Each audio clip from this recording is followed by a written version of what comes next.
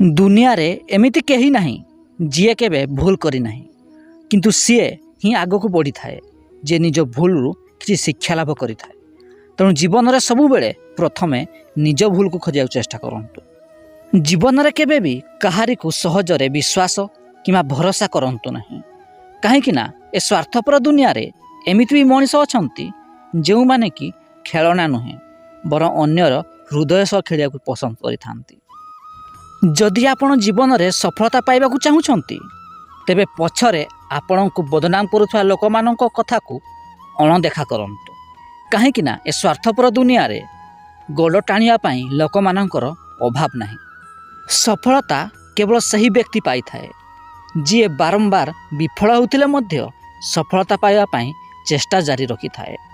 ତେଣୁ ଜୀବନରେ କେବେ ବି ଚେଷ୍ଟା କରିବା ଛାଡ଼ନ୍ତୁ ନାହିଁ।